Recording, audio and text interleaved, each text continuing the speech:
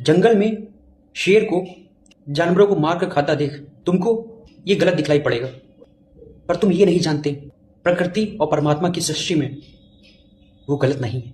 तुम्हारे अपने बनाए नियमों में, तुम्हारी अपनी बनाई सोच में वो गलत हो सकता है। तो सही गलत तुम्हारी अपनी बुद्धि विवेक पर निर्भर करता है। परमात्मा के लिए कोई सही कोई गलत चीज़ नहीं होती। हम सही का समर्थन इसलिए करते हैं क्योंकि सही चीज़ तुम्हें खुशी देती है, और कोई ऐसी चीज़ जो तुम्हारी सही की सोच के विपरीत होती है उस कार्य को करने पर तुम्हारा मन बेचैन हो जाता है। वो चीज़ गलत है या नहीं ये इंपॉर्टेंट नहीं है, महत्वपूर्ण ये होता कि वो तुम्हारी सोच के अनुसार गलत है और वो तुम्हारी सोच से फिट नहीं बैठती और तुम्हें लगता है वो चीज़ गलत है। इसीलिए तुम किसी भी गलत काम करने पर या कोई भी ऐसे काम करने को जो तुम्हारी सोच तुम्हारे मस्तिष्क के हिसाब से फिट नहीं बैठती करने पर तुमको चिंता, टेंशन, तनाव आदि हो जाता है और तुम एक धारणा बना लेते हो कि ये चीज़ सही है और ये चीज़ गलत है।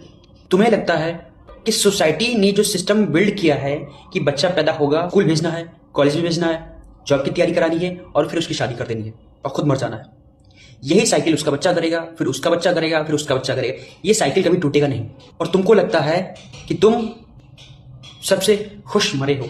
ये सब तुम जो करते हो वो सिर्फ सोसाइटी के लिए करते हो। तुम सोसाइटी के सिर्फ एक प्यादे हो, एक मोहरे हो, सोसाइटी के सिस्टम को जिंदा रखने के लिए।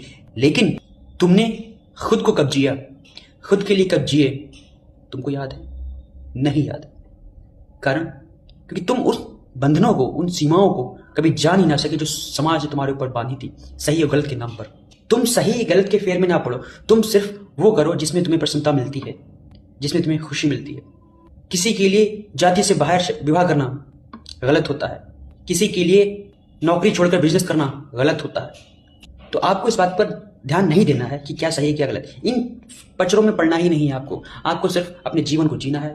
सही गलत कुछ नहीं होता, भूल जाइए उस श्लोक में। इस श्लोक में क्या होता है, आप खुद को जिए, खुद से जिए, खुद के लिए जिए। ये महत्वपूर्ण है।